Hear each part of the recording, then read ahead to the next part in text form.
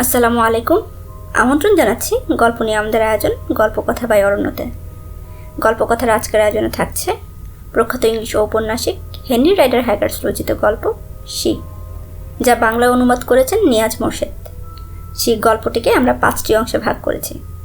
আজ থাকছে এর চতুর্থ অংশ। রাত 10টার দিকে কোনো রকমে টলতে টলতে বিছানায় গিয়ে পড়লাম। শুয়ে ভাবতে পারছি না কিছুই। এতক্ষণ যা শুনলাম, যা দেখলাম, সব সত্যি না স্বপ্ন?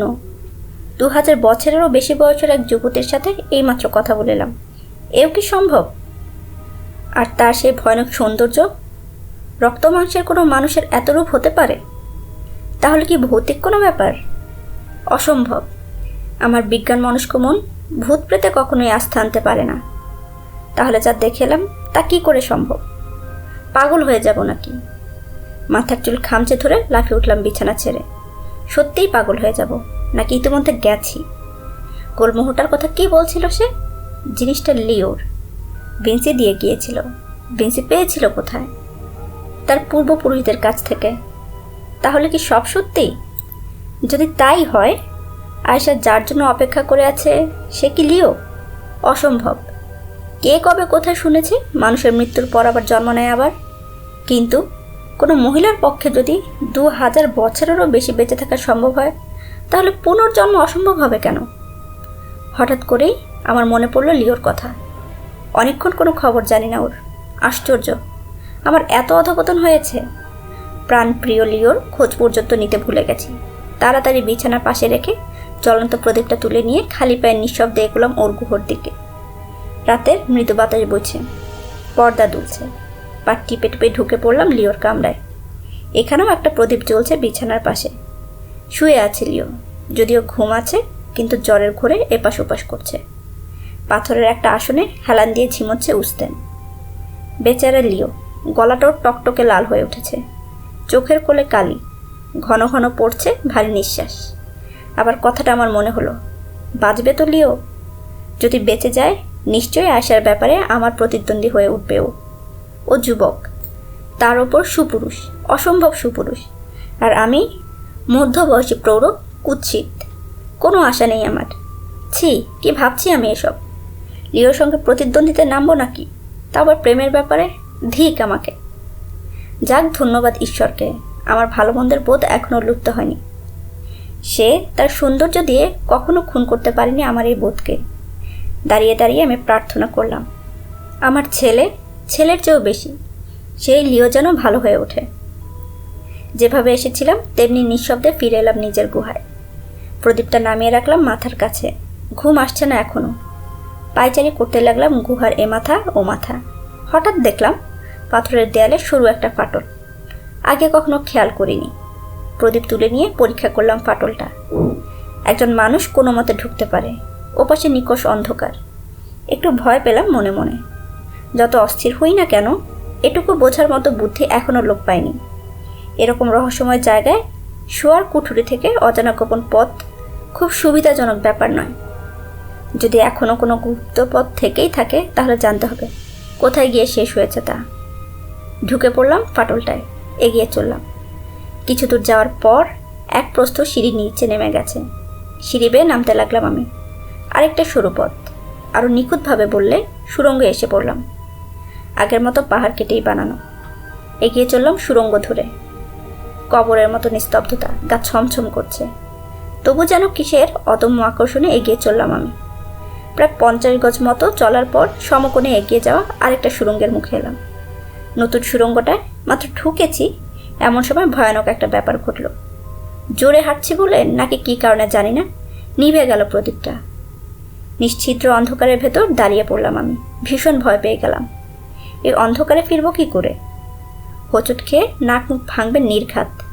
সঙ্গে দেয়াশলাইও নেই যে নতুন করে জ্বালিয়ে নেব প্রদীপ। ঘাড় ফিরিয়ে তাকালাম। নিরেট অন্ধকারের দেয়াল ছাড়া কিছুই চোখে পড়ল না। সামনে তাকালাম, একই রকম অন্ধকার। কিন্তু না, বহু দূরে অস্পষ্ট একটা আলোর রেখা যেন দেখা যাচ্ছে। নিশ্চয়ই আলোকিত কোনো গুহা ওটা। ওখানে গিয়ে জেলে নিতে পারবো প্রদীপ। সুড়ঙ্গের গা হাতড়ে অনেক কষ্টে এগিয়ে চললাম। পা দিয়ে অনুভব করার চেষ্টা করছি সুড়ঙ্গের মেঝে। যদি কোনো গর্ত থাকে তাহলেই হয়েছে। না মরলেও হাত পা কিছু একটা যে ভাঙবে তাতে সন্দেহ নেই। আলোর উৎসটা একটা স্পষ্ট দেখতে পাচ্ছি। একটা গুহার মুখে টানানো পর্দা ভেদ করে আসছে সুড়ঙ্গে। আর কয়েক পা গেলেই পৌঁছে যাব গুহা মুখে। কিন্তু ও কি? ও ঈশ্বর! বেশি বড় নয় গুহাটা, দেখে মনে হচ্ছে কোনো সমাধি কক্ষ।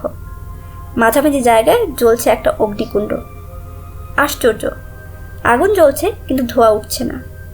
সেই আগুনের আলোয় আলোকিত গুহাটা। বা পাশে দেয়াল ঘেঁষে পাথরের একটা তাক, তার উপর পড়ে আছে যে জিনিসটা, তাকে লাশ ছাড়া আর কিছু বলার উপায় নেই।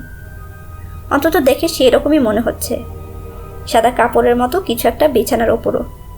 ডান দিকে একই রকম আরেকটা তাক, কারুকাজ করা একটা কাপড় বেছানো সেটার উপর। মাটিতে আগুনের সামনে একটু ঝুঁকে বসে আছে একটা নারী মূর্তি। লাশটার দিকে মুখ করে আছে সে। আগুনের লকলকে শিখার দিকে চোখ। আমি তার পাশটা কেবল দেখতে পাচ্ছি। কালো একটা দীর্ঘ আংরাখা তার পরনে। সবে মাত্র আমি সিদ্ধান্ত নিতে শুরু করেছি কি করব। এমন সময় হঠাৎ উঠে দাঁড়ালো নারী মূর্তি। গায়ের আংরাখাটা খুলে ছুড়ে দিল একপাশে। নারী মূর্তি আর কেউ নয়, সে নিজে। সন্ধ্যায় আমার পীড়াপিড়িতে কাপড়ের মতো আলখাল্লাটা খুলে ফেলার পর যে পোশাক ছিল, সেই পোশাক এখনও তার গায়ে। কোমরে আটা 2 মাথাওয়ালা সোনার সাপ।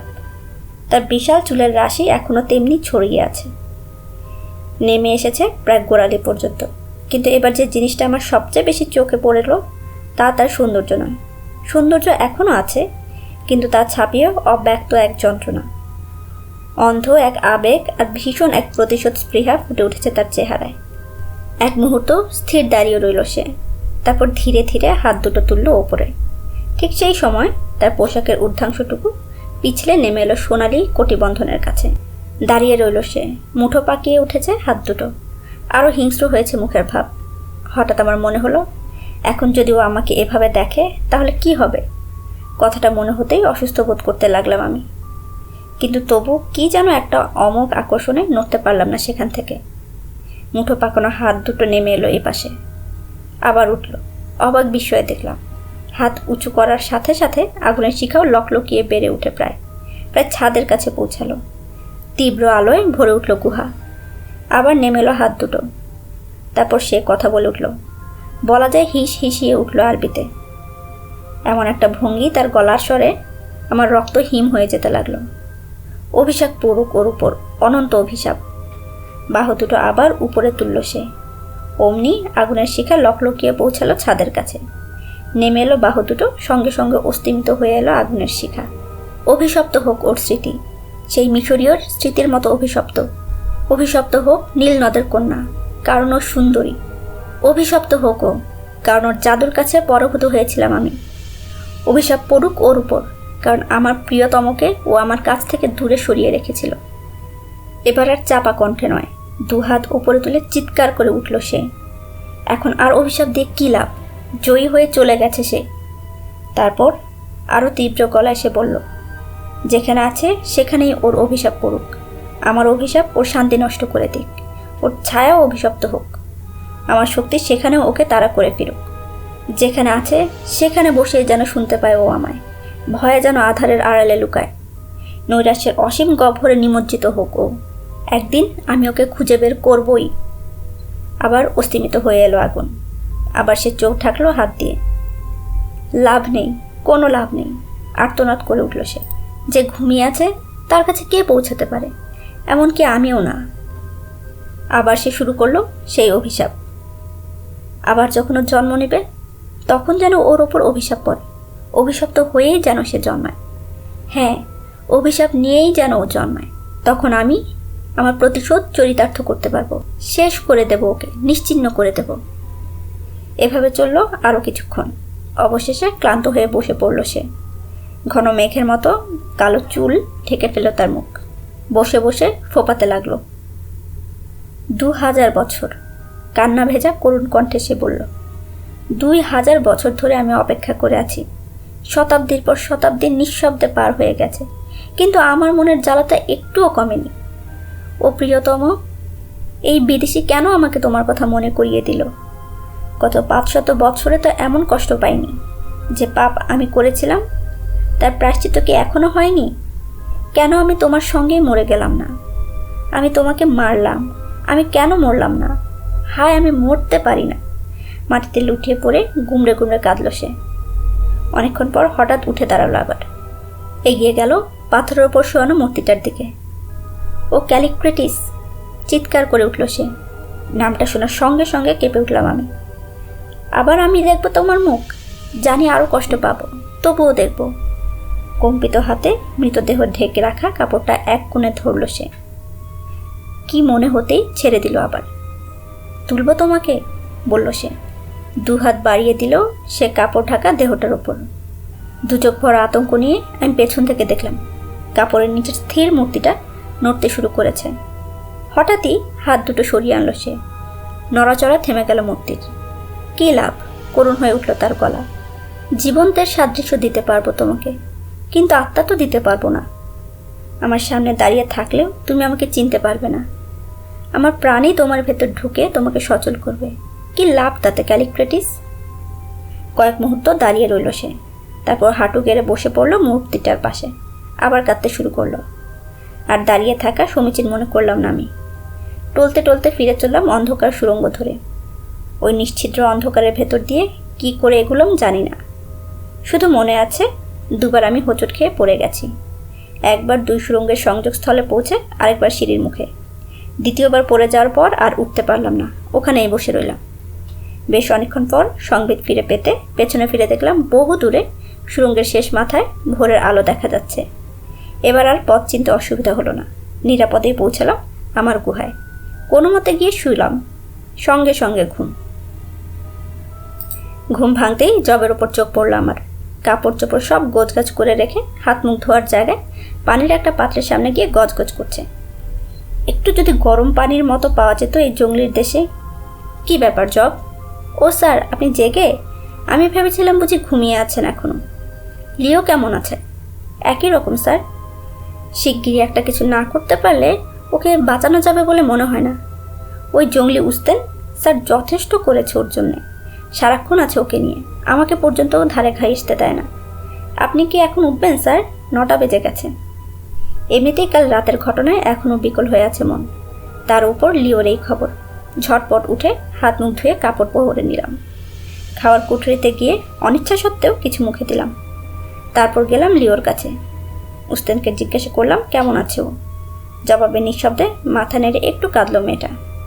বিলালি ঢুকলো ওই সময়। সেও মাথা নাড়ল, বলল, রাত নাগাদ মারা যাবে ও। ঈশ্বর না করুক। ও কথা বলবেন না পিতা, শঙ্কিত কণ্ঠে বললাম আমি। সে তোমাকে হাজির হওয়ার নির্দেশ দিয়েছেন বেবুন। লিওর ঘরের বাইরে আসার সঙ্গে সঙ্গে বলল বৃদ্ধ। কিন্তু সাবধান পুত্র, কাল তুমি শুয়ে পড়ে সম্মান দেখাওনি তাকে। আজ তিনি বড় কামরায় বসবেন। সিংহ আর তোমার উপর যারা হামলা করেছিল তাদের বিচার হবে। আজও যেন কালকের মতো করো না। বৃদ্ধের পেছন পেছন আমি এগোলাম। বিশাল বড় কামরায় পৌঁছে দেখলাম কজন অ্যামাহাগার জড়ো হয়েছে সেখানে। 2-1 জনের গায়ে লিলেনের আলখাল্লা, বাকিরা কেবল চিতার চামড়া পড়ে আছে। এই গুহার দেয়ালে ভাস্কর্য খোদাই করা। গুহার শেষ প্রান্তে পৌঁছলাম আমরা। সামনে পাথরের একটা বেদির মতো, কালো কাঠের ওপর হাতির দাঁতের কাজ করা একটি গদিমোড়া আসন, তার উপর বেদির দুপাশে 2টো প্রবেশ পথ। বিলালি জানালো 2টো পথই 2টো গুহায় গিয়ে শেষ হয়েছে। গুহা 2টো মৃতদেহে পূর্ণ। সত্যি কথা বলতে কি, যোগ করল সে, পুরো পাহাড়টাই মৃতদেহে ভর্তি এবং প্রায় সবগুলোই এখনও অবিকৃত রয়েছে। প্রচুর লোক জড়ো হয়েছে বেদের সামনে, নারী পুরুষ 2 রকমই। স্বভাবসুলভ গম্ভীর মুখে দাঁড়িয়ে আছে সবাই। হঠাৎ সময়ত কণ্ঠে একটা গুঞ্জন উঠল, হিয়া হিয়া। পর মুহূর্তে সব কজন লোক শটান শুয়ে পড়ল মাটিতে, স্থির হয়ে পড়ে রইল, যেন অজ্ঞাত কোনো কারণে একসাথে মারা গেছে সবাই। আমি কেবল দাঁড়িয়ে রইলাম। এরপরই বাঁদিকের একটা মুখ দিয়ে সারি বেঁধে একদল রক্ষী ঢুকল। বেদির দুপাশে অবস্থান নিল তারা। তাদের পেছন পেছন এলো 1 কুড়ি বোবা কালা পুরুষ। তারপর সমান সংখ্যক মহিলা, তারাও বোবা কালা। প্রত্যেকের হাতেই প্রদীপ। অবশেষে সাদা আলখেল্লায় আবৃত দীর্ঘ এক নারী মূর্তি। সে বেদির ওপর উঠে আসনে বসলো আয়েশা। তারপর আমার দিকে তাকিয়ে গ্রিক ভাষায় বলল, এখানে এসো হলি, আমার পায়ের কাছে বসো। দেখো যারা তোমাদের হত্যা করতে চেয়েছিল তাদের কি বিচার করি। মাথা নুইয়ে কুর্নিশ করলাম আমি। কথা মতো বেদির ওপর উঠে তার পায়ের কাছে বসলাম। রাতে ঘুম কেমন হয়েছে হলি? জিজ্ঞাসা করলো সে। সত্যি কথাই বললাম। খুব ভালো না আয়েশা? একটু হাসলো সে। আমিও ভালো ঘুমোতে পারিনি কাল রাতে। স্বপ্ন দেখেছি। আমার ধারণা তুমিও স্বপ্নগুলো টেনে এনেছো আমার মনে। কি স্বপ্ন? একজনকে দেখেছি, তাকে আমি ঘৃণা করি, আর একজনকে দেখেছি, তাকে আমি ভালোবাসি। এরপরই প্রসঙ্গ বদলালো সে। রক্ষীদের দলনেতার দিকে তাকিয়ে আরবিতে নির্দেশ দিল, নিয়ে এসো লোকগুলোকে। মাথা প্রায় মাটিতে ছুঁয়ে সম্মান জানালো দলনেতা। তারপর অধীনস্থদের নিয়ে বেরিয়ে গেল ডান দিকের একটা পথ দিয়ে। নীরবতা নেমে এলো গুহায়। কাপড়ে ঢাকা মুখটা হাতে ভর দিয়ে গম্ভীর চিন্তায় ডুবে গেল আয়েশা। কিছুক্ষণ পর অনেক মানুষের সম্মিলিত পায়ের আওয়াজ পাওয়া গেল ডান দিকের সেই পথে। একটু পরেই এক এক করে ঢুকতে লাগলো তারা। প্রথমে কয়েকজন রক্ষী, তারপর অপরাধীরা। জন 20 হবে, চেহারা প্রত্যেকেরই বিষণ্ণ। তারপর আরও কয়েকজন রক্ষী। বেদির সামনে পৌঁছেই দর্শকদের মতো মাটিতে শুয়ে পড়ল তারা। কিন্তু সে বাধা দিয়ে বলল, না। কোমল গলায় বলল আয়েশা, দাঁড়িয়ে থাকো। আমি মিনতি করছি, দাঁড়িয়ে থাকো। শিগগিরই হয়তো এমন সময় আসবে যখন শুয়ে থাকতে থাকতে ক্লান্ত হয়ে পড়বে তোমরা। বলেই খিলখিল করে হেসে উঠল সে। বিমর্ষ মুখগুলোয় আতঙ্কের ছায়া পড়ল। সেদিন আমাদের সাথে যে আচরণই করে থাকুক না কেন, এই মুহূর্তে আমি ওদের জন্য খুব দুঃখ বোধ করলাম। আবার নীরবতা নেমে এসেছে গুহায়। এক এক করে প্রতিটা হতভাগ্যের মুখ দেখছে আয়েশা। অবশেষে প্রায় 3 মিনিট পর কথা বলল সে, এদের চেনো অতিথি? হ্যাঁ মহামান্য রানী, প্রায় সবাইকে, জবাব দিলাম আমি। শোনার সঙ্গে সঙ্গে আরও করুণ হয়ে উঠল লোকগুলোর চেহারা। তাহলে বলো ঘটনাটা। যদিও আমি আগেই শুনেছি, তবু আবার শুনব, উপস্থিত এরাও শুনবে। সংক্ষেপে আমি বললাম সেই বর্বর ভোজের কাহিনী। নিঃশব্দে শুনল সবাই। আমি শেষ করতেই বিলালিকে ডাকলো আয়েশা। যেমন শুয়েছিল তেমনি শুয়ে রইল বৃদ্ধ। কেবল মাথাটা সামান্য উঁচু করে সমর্থন করলো আমার বক্তব্য। আর কোনো প্রমাণ বা সাক্ষী হাজির করা হলো না। আমরা সবাই শুনলাম। অনেকক্ষণ পর বলল সে, স্পষ্ট করে মেপে মেপে উচ্চারণ করছে প্রতিটা শব্দ। কি বলার আছে তোমাদের অবাধ্য সন্তানরা? বলো, কেন তোমাদের শাস্তি দেওয়া হবে না? কিছুক্ষণ কোনো জবাব শোনা গেল না। অবশেষে মাঝবয়সী এক লোক জবাব দিল। সে জানালো, তারা যে নির্দেশ পেয়েছিল তাতে বলা হয়েছিল সাদা মানুষদের কিছু করা হবে না। কালো চাকরটা সম্পর্কে কিছু বলা হয়নি। সেজন্যই প্রথা অনুযায়ী তারা তাকে গরম পাত্র করে খাওয়ার সাহস দেখিয়েছিল। সে সময় আমরা বাধা দেওয়ায় তারা ক্ষেপে গিয়ে আমাদের উপর হামলা চালিয়েছিল। সেজন্য তারা অত্যন্ত দুঃখিত এবং মর্মাহত। এমনিতে আমাদের কোনো ক্ষতি করার ইচ্ছা তাদের ছিল না। সবশেষে তাদেরকে এবারের মতো মাফ করে দেওয়ার বিনতি জানালো লোকটা। অবশ্য তার মুখ দেখেই আমি বুঝলাম ক্ষমা পাওয়ার আশা সে বিশেষ একটা করছে না। আবারও অখণ্ড নীরবতা গুহায়। দর্শকরা মুখ গুজে পড়ে আছে। রক্ষীরা দাঁড়িয়ে আছে নির্বিকার, প্রত্যেকের হাতে বর্শা ছোড়া। আসামিরাও দাঁড়িয়ে আছে মুখ নিচু করে। আর আমাকে পায়ের কাছে নিয়ে বসে আছে আয়েশা। মুখ তুলে একবার দেখার চেষ্টা করলাম তার মুখের ভাব, কিন্তু ঘোমটার জন্য দেখতে পেলাম না কিছু। তবু কেন জানি না মনে হচ্ছে ভয়ানক কিছু ঘটবে এবার। শেয়াল কুকুরের দল, নিচু গলায় শুরু করলো সে। তারপর ক্রমশ উঁচু গলায় চড়তে লাগলো। অদ্ভুত এক শক্তির প্রকাশ শুনতে পাচ্ছি সেই স্বরে। মানুষ খেকর দল, 2টো অপরাধ করেছিস তোরা। প্রথমত, সাদা মানুষ হওয়া সত্ত্বেও এই বিদেশিদের আক্রমণ করেছিস। দ্বিতীয়ত, এদের চাকরকে তোরা হত্যা করেছিস। শুধু এই অপরাধেই তোদের মৃত্যুদণ্ড হওয়া উচিত। সবচেয়ে বড় কথা, আমাকে অমান্য করার সাহস দেখিয়েছিস তোরা। তোদের গোত্রপিতা বিলালের মাধ্যমে তোদের কাছে নির্দেশ পাঠাইনি আমি? বলিনি যত্নের সঙ্গে গ্রহণ করতে হবে এই বিদেশিদের? তবুও কেন ওদের গায়ে হাত তুলেছিস? ছোটবেলা থেকে তোদের শেখানো হয়নি সের আইন অলঙ্ঘনীয়? তোরা কি জানিস না আমার কথাই আইন? আর অমান্য করলে পাহাড় ভেঙে পড়তে পারে মাথার উপর। ভালো করে জানতি তোরা। দুরাচারের দল, তোদের হাড়ে মজ্জায় দুর্মতি। তাই তোরা আমার আদেশ অমান্য করার সাহস দেখিয়েছিস। এর জন্য অবশ্যই শাস্তি পেতে হবে তোদের। শাস্তি গুহায় নিয়ে গিয়ে জল্লাদের হাতে ছেড়ে দেওয়া হবে।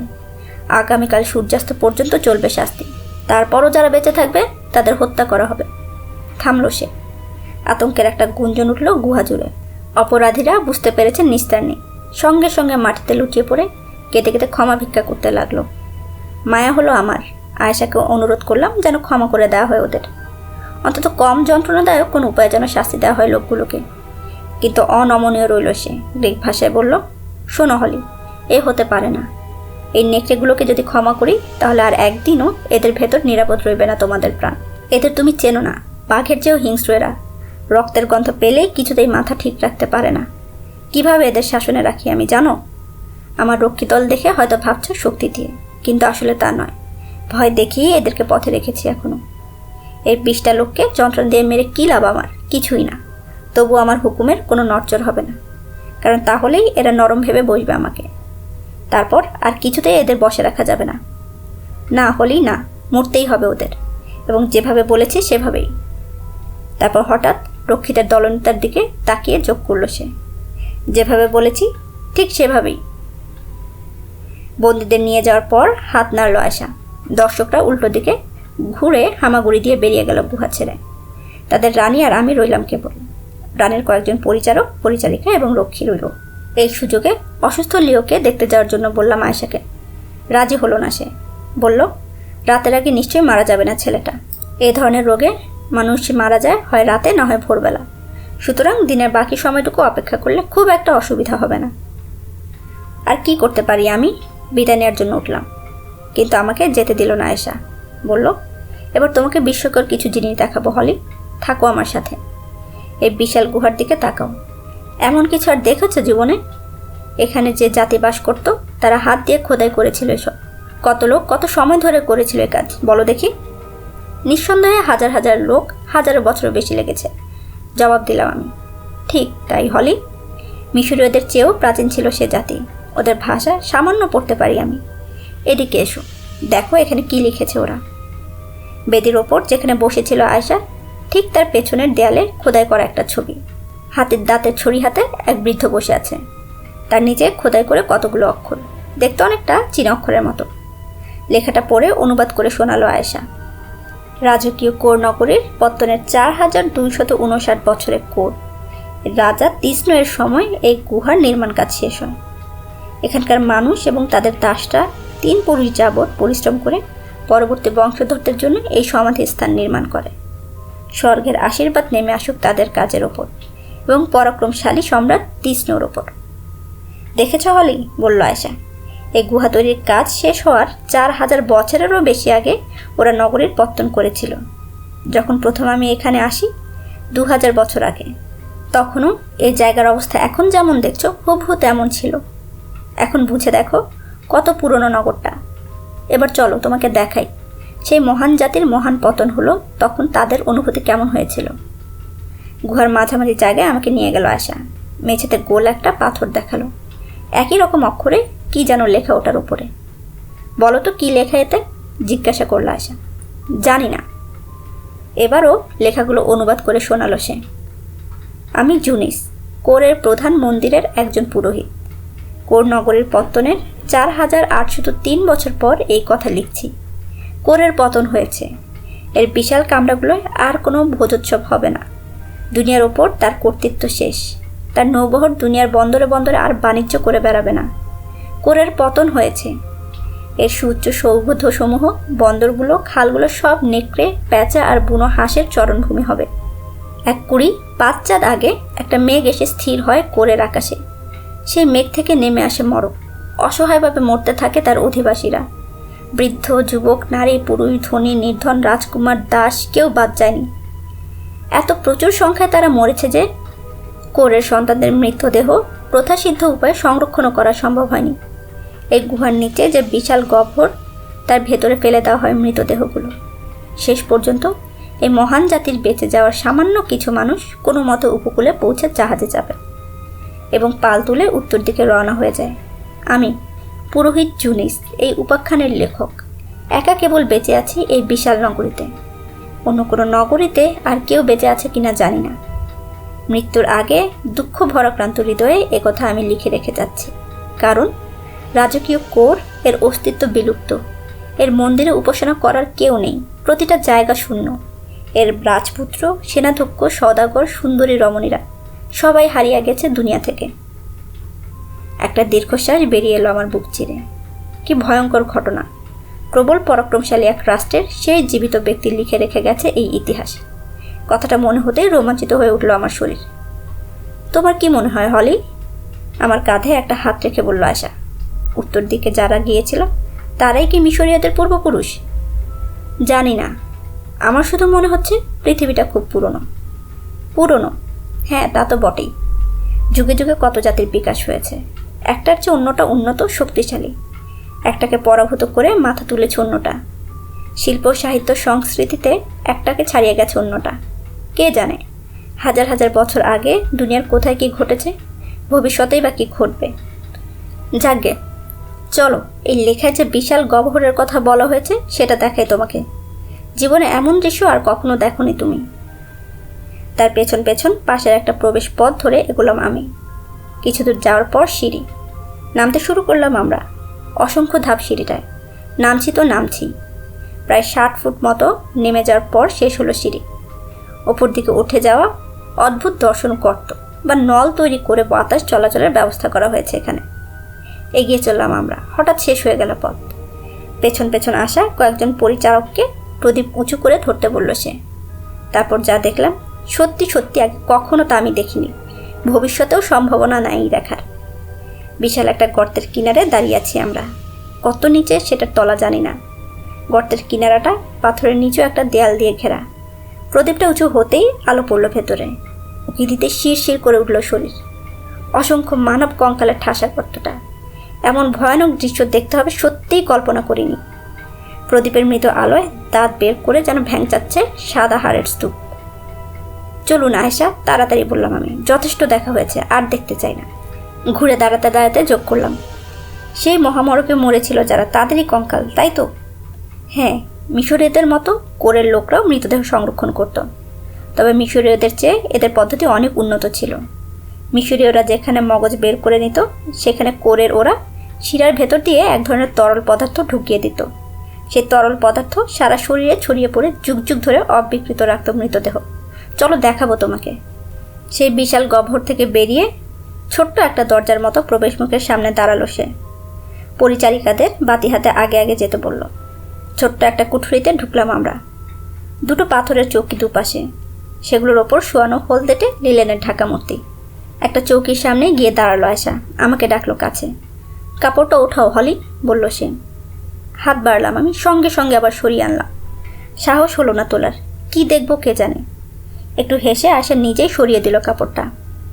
আর সূক্ষ্ম একটা কাপড় নিচে, সেটাও সরিয়ে দিল। তারপর দেখলাম হাজার হাজার বছরের ভেতর এই প্রথম জীবিত মানুষের দৃষ্টি পড়ল সেই শীতল মৃতদেহের দিকে। এক মহিলা, বয়স 35 হবে, একটু কমও হতে পারে, নিঃসন্দেহে সুন্দরী। এখনও সম্পূর্ণ অবিকৃত রয়েছে তার সৌন্দর্য। সাদা একটা কাপড় পরে আছে, দু হাতে বুকের সাথে জড়িয়ে ধরে আছে ছোট্ট একটা বাচ্চাকে।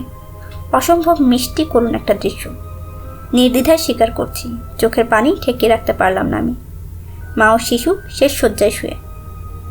কাপড় দিয়ে দেহ দুটো ঢেকে দিল আয়শা। বেরিয়ে এলাম আমরা গুহা ছেড়ে। তারপর অন্য একটা গুহায় নিয়ে ঢুকলো। একইভাবে সংরক্ষণ করা অনেকগুলো মৃতদেহ দেখলাম সেখানেও। অবশেষে শেষ সমাধি গুহায় ঢুকলাম আমরা। এখানে একটা পাথরের চৌকিতে দুটো মৃতদেহ শোয়ানো। আমি নিজে এবার কাপড় সরালাম। বুকে বুকে আলিঙ্গন করে শুয়ে আছে এক যুবক আর এক তরুণী। মেয়েটার মাথা ছেলেটার হাতের ওপর। ছেলেটার গায়ের লিনেনের কাপড় খুললাম আমি। হৃৎপিণ্ড বরাবর একটা ছোড়ার ক্ষত দেখতে পেলাম। উপরে একটা পাথরে খোদাই করা 3টি শব্দ। আয়েশা অনুবাদ করে শোনালো, মৃত্যুর মাঝে পরিণত। কারা এই তরুণ তরুণী, কেন এই করুণ মৃত্যু ওদের? চোখ বুঝে ভাববার চেষ্টা করলাম কারণগুলো, কিন্তু কোনো কুল কিনারা পেলাম না। আয়েশাকে জিজ্ঞেস করে যে খুব একটা লাভ হবে তা মনে হলো না, কারণ ও এখানে আসার অনেক আগে মৃতদেহগুলো সংরক্ষণ করা হয়েছে। আরও দেখবে বিদেশি অতিথি, জিজ্ঞাসা করলো সে। কোরের প্রবল পরাক্রমশালী রাজা তিস্নোর সমাধি দেখাই তোমাকে। না মহান রানী, যথেষ্ট হয়েছে, বললাম আমি। মৃত্যুর এই রূপ আর সহ্য করতে পারছি না। মানুষের তুচ্ছতা বড্ড বেশি প্রকট হয়ে উঠেছে। আমাকে এখান থেকে নিয়ে চলুন আয়েশা। পরিচারিকারা বাতি হাতে পথ দেখিয়ে চলল। কয়েক মিনিটের মধ্যে আমরা আয়েশার ঘরের সামনে এসে পড়লাম। বিদায় চাইলাম আমি। না, বলল সে, এসো আমার সাথে। সত্যি কথা বলতে কি হলি, তোমার সাথে কথা বলতে খুব ভালো লাগছে আমার। ভেবে দেখো, 2000 বছরেরও বেশি পেরিয়ে গেছে। এইসব কৃতদাস ছাড়া কখনো ভদ্রলোকের সাথে কথা বলার সুযোগ পাইনি। অন্য কেউ হলে বুক ফেটে মরে যেত। এসো হলি, বসো কিছুক্ষণ আমার সাথে। আবার আমার সৌন্দর্য দেখাবো তোমাকে। সত্যি আর কিছু না বলে উপরের আলখাল্লা এবং মুখাবরণ খুলে ফেলল সে। প্রদীপের আলোয় ঝিকমিকিয়ে উঠল তার কোমরের সোনার সাপটা। নতুন একটা ভাব খেলা করে বেড়াচ্ছে আয়েশার মুখ জুড়ে। স্পষ্ট বুঝতে পারছি বদলে গেছে তার মনের রং। মৃদু হেসে একটা দীর্ঘশ্বাস ফেলল। মাথা নেড়ে সামান্য দোলালো ঘন দীর্ঘ চুলের রাশি। অপূর্ব এক সুগন্ধে ভরে গেল জায়গাটা। চটি পরা নিটোল একটা পা ঠুকলো মেঝেতে। গুনগুন করে গেয়ে উঠল প্রাচীন একটা গ্রিক বিয়ের গান। সব গাম্ভীর্য খসে পড়েছে। অদ্ভুত এক মিষ্টি হাসি তার দু চোখে। বসো হলি, যেখানে ইচ্ছে তোমার। যেখানে বসলে আমাকে ভালো মতো দেখতে পাবে সেখানেই বসো। কিন্তু আবার তোমাকে সাবধান করে দিচ্ছি, বেশি দেখো না। অক্ষম বাসনায় নিজের হৃৎপিণ্ড ছিঁড়ে খাও তা চাই না। তোমাকে পছন্দ করি আমি। এবার বলো, সত্যিই আমার শুনতে ইচ্ছে করছে। আমি কি সুন্দরী নই? না, অত তাড়াহুড়ো করার কিছু নেই। সব দিক ভালো করে বিবেচনা করো, তারপর বলো। আমার চেহারা, আমার লাবণ্য, গায়ের রং সব বিচার করো, তারপর বলো। এর কণামাত্র সৌন্দর্য আর কোনো নারীর ভেতর দেখেছ কি? আর সহ্য করতে পারলাম না আমি। করুণ গলায় মিনতি করে বললাম, আমি তোমাকে পুজো করবো আয়েশা। আমার অবিনশ্বর আত্মা নিবেদন করব তোমার উদ্দেশ্যে। আমাকে বিয়ে করো। নিঃসন্দেহে উন্মাদ হয়ে গিয়েছিলাম আমি। সংবিত ফিরল তার খিলখিল হাসিতে। ও এত শিগগির হলি? অবাক লাগছে আমার। মুহূর্তের ভেতর হাঁটু গেড়ে বসালাম তোমাকে। উফ, কতদিন যে কোনো পুরুষকে এমন ভঙ্গিতে দেখিনি। বিশেষ করো, মেয়ে মানুষের কাছে এর চেয়ে তৃপ্তির আর কিছুই নেই। কিন্তু তুমি হলি, কি করে পারলে এমন করতে? তোমাকে বলিনি আমি তোমার জন্য নই? পৃথিবীতে একজনকে আমি মাত্র ভালোবাসি, সে তুমি নও। এত পাণ্ডিত্য তোমার, তবু বলতে বাধ্য হচ্ছি, তুমি বোকা, মরিচিকার পেছনে ছুটছ। কিন্তু স্থানকাল পাত্র ভুলে গেলাম আমি। আচমকা হাত বাড়িয়ে দিলাম ওকে জড়িয়ে ধরার জন্য। বিদ্যুৎ পৃষ্ঠের মতো সোজা হলো সে। আবার বদলে গেছে তার মুখের রং। আবার সেই পুরনো ভাবলেশীন কাঠিন্য ফিরে এসেছে। সংবিত ফিরল আমার। শিরশির করে উঠল শরীরের ভেতর। এবার নিঃসন্দেহে ভস্ম করে ফেলবে আমাকে। প্রায় সঙ্গে সঙ্গে সামনে নিল সে। বলল, যথেষ্ট হয়েছে, আর নয়। শোনো হলি, তুমি ভালো লোক, সৎ। এবারের মতো মাফ করে দিলাম তোমাকে। আগেই বলেছি আমি তোমার জন্যে নই। তবুও কেন আমার দিকে হাত বাড়ালে? আবার যদি বিরক্ত করো, আমি ঘোমটা টেনে দেব, আর কখনো মুখ দেখাবো না আমার। উঠে গদিমোড়া আসনটায় বসে পড়লাম আমি। এখনো থরথর করে কাঁপছে শরীর। আশা আবার সম্পূর্ণ স্বাভাবিক। নাও, কয়েকটা ফল খাও, বলল সে। তারপর সেই হিব্রু মেসার দর্শন সম্পর্কে বলো আমাকে। ইতিমধ্যে অনেকটা সামলে নিয়েছি আমি। ধীরে ধীরে বলতে লাগলাম মহান যিশুর দর্শন, অর্থাৎ খ্রিস্ট ধর্ম সম্পর্কে। তারপরে আয়েশার নিজের জাতি আরবদের ভেতর এক নবী এসেছিলেন, সে কথাও বললাম। মুহাম্মদ তার নাম। নতুন এক বিশ্বাসে মানুষকে দীক্ষিত করেন তিনি। দুটো নতুন ধর্ম। আমার জানা মতে সে যুগে এতগুলো ধর্ম ছিল, তারপরও আরও দুটো। উফ, এই মানুষ কেবল পাপ আর পঙ্কিলতার পথে পা বাড়াবে। এই সুযোগে আমি জিজ্ঞেস করলাম আয়েশার নিজের দর্শন সম্পর্কে। আমাদের জাতীয় একজন নবী পেয়েছিল হলি, বলল সে। তুমি হয়তো বলবে ভণ্ড নবী, কারণ তোমার নিজের নন তিনি। তবু আমাদের কাছে তিনি নবী। সে সময় আমাদের আরবদের অনেক দেবদেবী ছিল, কিন্তু সব ভাওতা। কি করে যে মানুষ এসব বিশ্বাস করত? আমি যখন জ্ঞান দিয়ে বুঝতে পারলাম এসব মিথ্যা, তখন মানুষকে জানালাম সে কথা। কিন্তু ওরা কি করলো? আর একটু হলে খুন করে ফেলেছিল আমাকে। কিন্তু হলি, এমন চুপ করে বসে আছো কেন? বিরক্ত লাগছে আমার কথা? একটু আগে বলেছ আমাকে ভালোবাসো, আর এখন আমার কথাই বিরক্ত লাগছে? ও বুঝেছি, সেই অসুস্থ ছেলেটাকে নিয়ে দুশ্চিন্তা করছো। ঠিক আছে, ওকে সারিয়ে তুলবো আমি। ভয় পেও না, কোনোরকম জাদুবিদ্যা প্রয়োগ করব না। তোমাকে তো আগেই বলেছি, জাদু বলে কিছুই নেই পৃথিবীতে। তুমি তাহলে এখন যাও, ওষুধটা তৈরি করতে যতক্ষণ লাগে। তারপর আমিই আসছি। লিওর গুহায় ফিরে এলাম আমি। পাংশ মুখে বসে আছে জবার উস্তেন। দুজনের মুখের অবস্থা দেখে লিওর অবস্থা সম্পর্কে বুঝতে অসুবিধা হলো না। ছুটে গেলাম আমি ওর বিছানার পাশে। স্পষ্ট বুঝতে পারলাম মারা যাচ্ছে আমার লিও। জ্ঞান নেই, অস্বাভাবিক দ্রুত শ্বাস বইছে, ঠোঁট দুটো নড়ছে, থেকে থেকে কেঁপে উঠছে শরীর। ডাক্তারি বিদ্যা যতটুকু জানি তাতে বুঝলাম পৃথিবীর কোনো কিছু দিয়েই ওকে বাঁচিয়ে রাখা যাবে না। খুব বেশি হলে আর ঘন্টাখানেক টিকবে। জবার উস্তেনের দিকে তাকলাম। হতাশ চেহারা দুজনেরই। ওরাও নিশ্চিত হয়ে গেছে বাঁচবে না লিও। আমার চোখে চোখ পড়তেই শুকনো মুখে বেরিয়ে গেল জব গুহার বাইরে। এখন আয়েশাই একমাত্র ভরসা। তাড়াতাড়ি গিয়ে তাকে ডেকে আনা উচিত, না হলে অনেক দেরি হয়ে যাবে হয়তো। লিওর মুখটা আরেকবার দেখে রওনা হয়ে যাব আমি। এমন সময় আতঙ্কিত মুখে প্রায় ছুটতে ছুটতে ভেতরে ঢুকলো জব। ও স্যার, ভয়ানক কাণ্ড! কাফন পরে একটা লাশ আসছে এদিকে। মুহূর্তের জন্য হতভম্ব হয়ে গেলাম আমি। তারপরে মনে পড়ল আয়েশা আসবে বলেছিল, হয়তো সেই এসেছে। কয়েক সেকেন্ডের ভেতর দেখলাম গুহায় ঢুকছে আয়েশা। জব চিৎকার করে উঠল, এই যে স্যার! লাফ দিয়ে এক কোণায় সরে গেল সে। আর উস্তেন সম্ভবত কে এসেছে বুঝতে পেরে শুয়ে পড়ল মাটিতে কপাল থেকে। ও একেবারে ঠিক সময় এসেছ আয়েশা, বললাম আমি। মৃত্যুর দুয়ারে পৌঁছে গেছে আমার ছেলে। কোমল গলায় আয়েশা বলল, এখনও যখন মরেনি তবে আর ভয় নেই, ওকে ভালো করে তুলতে পারবো আমি। ওই লোকটা কি তোমাদের চাকর? আর তোমাদের দেশে কি এভাবে অতিথিদের স্বাগত জানায়? তোমার পোশাক দেখে ভয় পেয়েছে তাই। হাসলো আয়েশা। আর ওই মেয়েটা? ও বুঝেছি, ওর কথাই বলেছিলে তাই না? বেশ, দুজনকেই যেতে বলো এখান থেকে। তারপর দেখি কি করা যায় তোমার অসুস্থ সিংহকে। তারপর উস্তেন আর জবকে ঘর ছেড়ে যেতে বললাম। জব খুশি মনে সঙ্গে সঙ্গে নির্দেশ পালন করলো, কিন্তু উস্তেন নড়ল না। কি চায় সে? ফিসফিস করে বলল আয়েশা। স্ত্রী হিসেবে স্বামীর কাছে থাকার পূর্ণ অধিকার আমার আছে। না, আমি যাব না। মেয়েটা যাচ্ছে না কেন হলি? গুহার দেয়ালে কয়েকটা ভাস্কর্য দেখতে দেখতে আপন মনে বলল আয়েশা। লিওকে ছেড়ে যেতে চাইছে না ও। তারপর উস্তেনের দিকে হাত তুলে একটা মাত্র শব্দ উচ্চারণ করলো, যাও। আয়েশার গলার স্বরে এমন কিছু একটা ছিল যে এক মুহূর্ত অপেক্ষা করার সাহস পেল না উস্তেন। হামাগুড়ি দিয়ে বেরিয়ে গেল গুহা ছেড়ে। এখন বুঝতে পারছো হলি? একটু হেসে বলল আয়েশা। অবাধ্যতার জন্য জঙ্গলিগুলোকে কেন এমন কঠোর শাস্তি দিয়েছিলাম। অবাধ্যতার শাস্তি কি সকালে যদি না দেখতো কিছুতেই ও যেত না এখান থেকে। তারপর লিওর বিছানার দিকে এগিয়ে গেল আয়েশা। দেয়ালের দিকে মুখ করে শুয়ে আছে লিও। এপাশ থেকে ওর মাথার সোনালি চুলগুলোই কেবল দেখা যাচ্ছে। আকার আয়তনে বেশ একটা আভিজাত্য আছে ছেলেটার। বলতে বলতে ওর মুখ দেখার জন্য ঝুঁকলো আয়েশা। পর মুহূর্তে তার দীর্ঘ শরীরটা একটা ধাক্কা খেলো যেন। সবিষয়ে আমি দেখলাম টলতে টলতে পিছনে সরে আসছে সে, যেন গুলি করা হয়েছে বা ছুরি মারা হয়েছে ওকে। পেছাতে পেছাতে অবশেষে গুহার দেয়ালে পিঠ ঠেকে গেল তার। গলা চিরে বেরিয়ে এলো তীব্র তীক্ষ্ণ এক চিৎকার। কি হয়েছে আয়েশা? চেঁচালাম আমি। মরে গেছে? ঘুরে দাঁড়িয়ে বাঘিনীর মতো এক লাফে আমার সামনে এসে দাঁড়ালো সে। সাপের মতো ভয়ানক হিস হিসে এক গলায় বলল, কেন আমার কাছে লুকিয়ে রেখেছিলে এতক্ষণ? বলতে বলতে এমন হিংস্র একটা ভঙ্গিতে একটা হাত সামনে এগিয়ে দিল যে আমার মনে হলো এই বুঝি ধুলে মিশে গেলাম। কি? আতঙ্কিত গলায় জিজ্ঞাসা করলাম আমি। কি হয়েছে?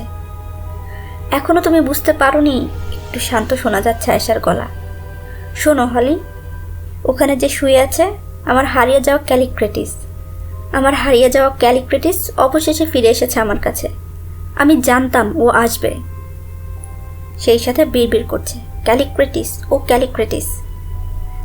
আমি মনে মনে বললাম, পাগল মেয়েটি যতক্ষণ এমন করবে ততক্ষণ না মরে যায় লিও।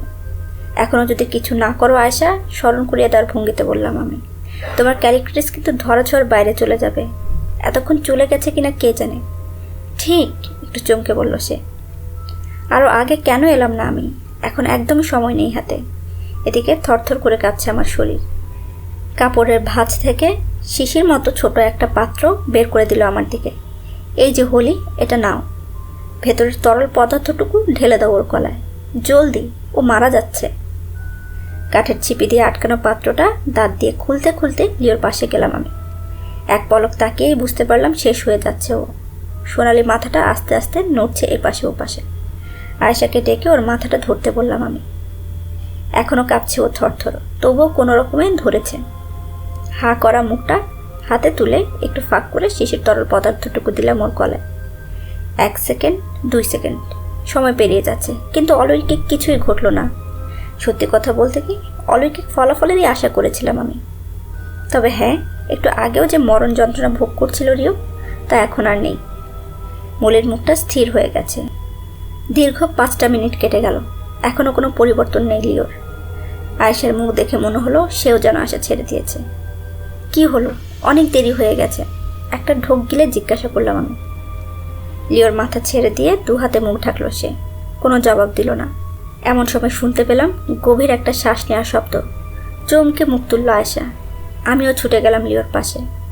হ্যাঁ, প্রাণের চিহ্ন ফুটে উঠতে শুরু করেছে আবার ওর মুখে। দেখেছ? উৎফুল্ল গলায় ফিসফিস করে বললাম আমি। এ যাত্রায় ও বেঁচে গেছে, বলল আয়েশা।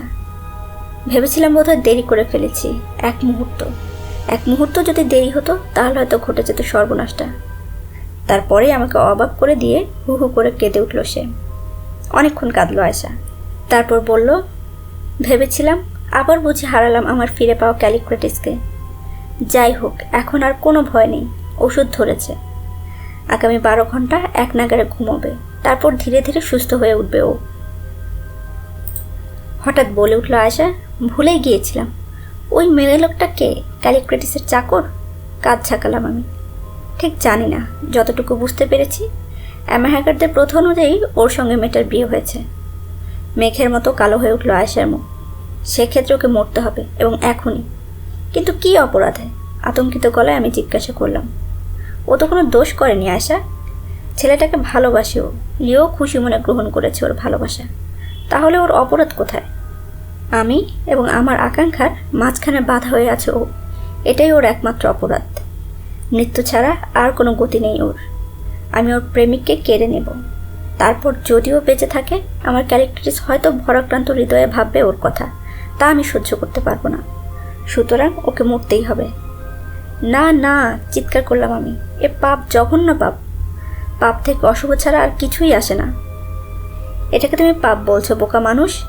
তাহলে আমাদের পুরো জীবনটাই তো পাপ। বেঁচে থাকার জন্য দিনে দিনে কত কিছুই না আমরা ধ্বংস করছি, এখনও করছি।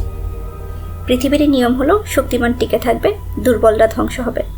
হিংস্র কোনো প্রাণী যদি তোমাকে বা তোমার লিওকে গ্রাস করতে আসে, তখন তুমি কি করবে? বেচারার খিদে পেয়েছে, খাক না, এইভাবে চুপ করে বসে থাকবে নাকি তাকে হত্যা করবে? আয়েশার যুক্তির বিপক্ষে আমি কোনো যুক্তি খুঁজে পেলাম না, কিন্তু এত সহজে উস্তানকে মরতেও দেওয়া যায় না। আমি বললাম, আয়েশা, জানি তোমার সাথে যুক্তিতে পারবো না, তবু বলছি, একবার ভেবে দেখো। তুমিই বলেছিলে প্রত্যেক মানুষের উচিত ভালো মন্দ সম্পর্কে তার হৃদয়ের যে শিক্ষা সে অনুযায়ী চলা। জোর করে যার স্থান তুমি দখল করতে যাচ্ছ, তার জন্য কোনো দয়াই নেই তোমার। তুমিই তো বললে বহু যুগ পর ফিরে এসেছে তোমার ভালোবাসা। এখন কি ওর ফিরে আসার এই ঘটনাকে উদযাপন করবে, ওর যে প্রাণ বাঁচিয়েছে তাকেই হত্যা করে? অতীতে একবার এই ক্যালিক্রেটিসের সঙ্গে ভয়ানক আচরণ করেছিলে তুমি, নিজ হাতে ওকে হত্যা করেছিলে, কারণ মিশরীয় আর্মেনাতাসকে ও ভালোবাসত। কথাটা আমি ঠিকমতো শেষও করতে পারিনি, প্রায় লাফিয়ে উঠল আয়েশা। কি করে তুমি জানলে এ কথা বিদেশি? ওই নাম জানলে তুমি কি করে? আমি তো তোমাকে বলিনি। চিৎকার করতে করতে আমার হাত ধরল সে। হয়তো স্বপ্নে দেখেছি, আমি বললাম। সেদিন যে পাগলের মতো কাণ্ড করেছিলে, তার ফল কি হয়েছিল? 2000 বছরেরও বেশি অপেক্ষা করতে হয়েছে তোমাকে, তাই না? আবারও তেমন কিছু ঘটুক, তা কি তুমি চাও? আমি বলছি, এই নিরপরাধ মেয়েটাকে হত্যা করলে সেই পুরনো ঘটনার পুনরাবৃত্তি হবে। শোনো হলি, মেয়েটার সাথে সাথে তোমাকেও যদি হত্যা করি, তবুও আমাকে ভালোবাসবে, কারণ আমি জানি আমার অমোঘ আকর্ষণ ও কিছুতেই কাটাতে পারবে না। তা সত্ত্বেও আমার মনে হয় তোমার কথায় সত্যতা আছে। ঠিক আছে, মেয়েটাকে আমি ছেড়ে দেব, কিন্তু তার আগে ওর সাথে কথা বলবো আমি। যাও, আমি মত বদলাবার আগেই তাকে ডেকে নিয়ে এসো। বলেই সে সাদা কাপড়টা টেনে দিল মুখের ওপর। তাড়াতাড়ি গিয়ে ডেকে নিয়ে এলাম উস্তেনকে। গুহায় ঢুকেই আবার আগের মতো হাত আর হাঁটুতে ভর দিল মেয়েটা। উঠে দাঁড়া, শীতল গলায় আদেশ করল আয়েশা। উঠে মাথা নিচু করে দাঁড়ালো উস্তেন। নীরবতা নেমে এলো গুহায়। এ কে? বেশ কিছুক্ষণ পর লিওর দিকে ইঙ্গিত করে জিজ্ঞাসা করল আয়েশা। আমার স্বামী, অস্ফুট গলায় জবাব দিল উস্তেন। কে ওকে দিয়েছে তোর কাছে? আমাদের দেশের প্রথা অনুযায়ী আমি নিজেই গ্রহণ করেছি মহারানী। খুব খারাপ কাজ করেছিস তুই।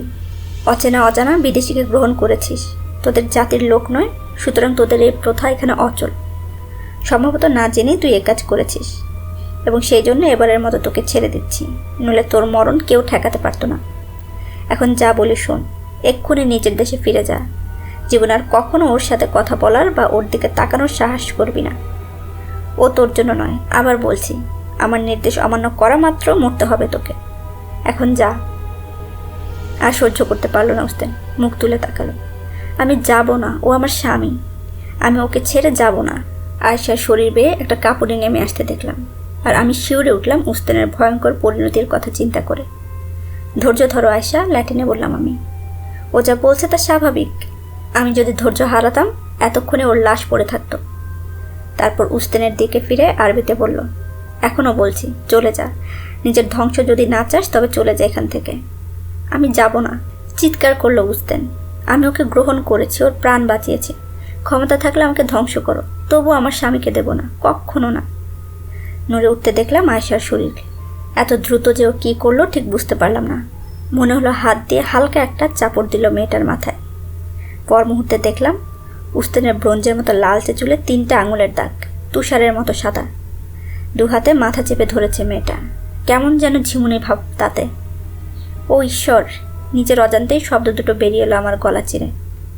বোকা মেয়ে, বলল আয়েশা, ভেবেছিস তোকে হত্যা করার ক্ষমতা নেই আমার? ওখানে একটা আয়না আছে, দেখ। হলি, ওটা দাও তো ছুরির হাতে, দেখুক ওর চুলের অবস্থা। আয়নাটা তুলে উস্তানের চোখের সামনে ধরলাম। এক পলক তাকিয়েই ফুপিয়ে উঠে মাটিতে পড়ল। এবার তুই যাবি, বলল আয়েশা, নাকি আবার আঘাত করতে হবে? দেখ, তোর মাথায় ছাপ মেরে দিয়েছি। যতদিন না তোর সব চুল ওরকম সাদা হয়ে যাবে ততদিন তোকে দেখা মাত্র চিনতে পারবো। আর কখনো যদি তোর মুখ আমি দেখি, মনে রাখিস তোর হাড়গুলো পর্যন্ত ওরকম সাদা করে ছাড়ব। ধীরে ধীরে উঠে দাঁড়ালো উস্তান। মাথায় ভয়ানক সেতু চিহ্নটা নিয়ে ফোপাতে ফোপাতে বেরিয়ে গেল গুহা ছেড়ে। এমন ভয় পাওয়ার চেহারা হয়েছে কেন তোমার হলি? উস্তান বেরিয়ে যেতেই জিজ্ঞাসা করল আশা। তোমাকে বলছি, জাদুটোনা নিয়ে আমি কারবার করি না। এ হচ্ছে একটা শক্তি যার সম্পর্কে কোনো ধারণা নেই তোমার। মেয়েটার মাথায় চিহ্ন দিয়ে দিলাম, ওর মনে আতঙ্ক ঢুকিয়ে দেওয়ার জন্য। ইচ্ছে করলেই যে আমি ওকে হত্যা করতে পারি তা পরিষ্কার বুঝিয়ে দিলাম। যাকগে, আমি যাই এখন। কয়েকজন চাকর পাঠিয়ে দিচ্ছি। আমার প্রভু ক্যালিক্রেটিসকে নিয়ে যাবে আমার পাশের কামরায়। এখন থেকে আমি নিজে ওর দেখাশোনা করব। তুমিও তোমার শ্বেতাঙ্গ চাকরকে নিয়ে চলে এসো ওখানে, কিন্তু সাবধান, ভুলেও ক্যালিক্রেটিসের সামনে উচ্চারণ করো না কি করে তাড়িয়েছে এই মেয়ে লোকটাকে। এই বলেই সে বেরিয়ে গেল গুহা ছেড়ে। একটু পরে কয়েকজন পরিচালক এসে নিয়ে গেল লিওকে। আমাদের সব জিনিসপত্রও নিয়ে যাওয়া হলো। রাতটা আমি লিওর নতুন ঘরেই কাটালাম। মরার মতো ঘুমোলো ও, আমিও ভালোই ঘুমালাম। যদিও প্রচুর স্বপ্ন দেখলাম, তবে মোটামুটি ঝরঝরে শরীর নিয়ে ঘুম থেকে উঠলাম পরদিন সকালে। অবশেষে বহু প্রতীক্ষিত সেই মুহূর্তটি এলো, লিও জাগবে। আয়েশাও এসে গেছে। হঠাৎ আর মোড়া ভাঙল লিও। 2 হাত সামনে ছড়িয়ে দিয়ে হাই তুলল। তারপর চোখ মেলেই শরীর ওপর ঝুঁকে পড়া নারী মূর্তিটা দেখল। সঙ্গে সঙ্গে 2 হাতে জড়িয়ে ধরল ওকে। সম্ভবত ভেবেছিল উস্তান। পর মুহূর্তে আরবিতে চেঁচিয়ে উঠল, আরে উস্তান, ওভাবে মুখ বেঁধে আছো কেন? তারপর বলল, উফ, কে রাক্ষসে খিদে পেয়েছে রে বাবা, খাওয়ার কিছু আছে কি জব? এই যে আমি মিস্টার লিও, সন্ধ্যের চোখে আয়েশার দিকে তাকিয়ে বলল জব।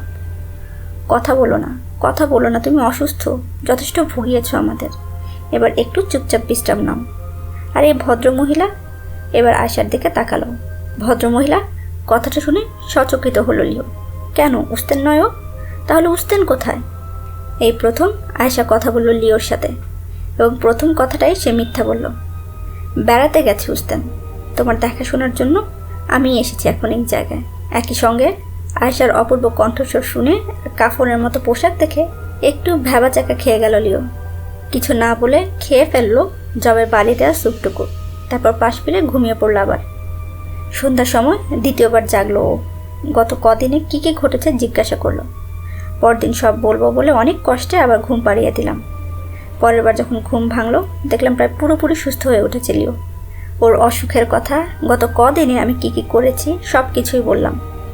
আয়েশার উপস্থিতির কারণে আয়েশা সম্পর্কে বিশেষ কিছু বলতে পারলাম না, শুধু বললাম ও এদেশের রানী। পরদিন সম্পূর্ণ সুস্থ হয়ে উঠল লিও। বেচারা উস্তানের কি হয়েছে জিজ্ঞাসা করে করে প্রায় পাগল করে ফেললো আমাকে। প্রতিবারই আমি এড়িয়ে গেলাম প্রশ্নটা, সাহস পেলাম না সত্যি কথা বলার। ইতিমধ্যে আয়েশা দ্বিতীয়বারের মতো সতর্ক করেছে আমাকে যেন উস্তান সম্পর্কে কিছু না বলি লিওকে। এদিকে সম্পূর্ণ বদলে গেছে আয়েশার আচরণ। ভেবেছিলাম তার বিশ্বাস অনুযায়ী সে তার পুরনো প্রেমিক তাকে নিজের করে পাওয়ার জন্য প্রথম সুযোগেই তা কাজে লাগাবে, কিন্তু তেমন কিছু করলো না। শান্তভাবে সেবাও করে যাচ্ছে লিওর। যথাসম্ভব চেষ্টা করছে লিওর কাছাকাছি থাকার। আর লিওর কৌতূহল ক্রমেই দুর্বল হয়ে উঠছে। এই রহস্যময় নারীটা কে? প্রথম দিকে আমার কাছে যেমন হয়েছিল ঠিক তেমনটা। তৃতীয় দিন সকালে পোশাক পরার সময় আবারও লিও আমাকে ব্যস্ত করে তুলল। উস্তান কোথায় গেছে?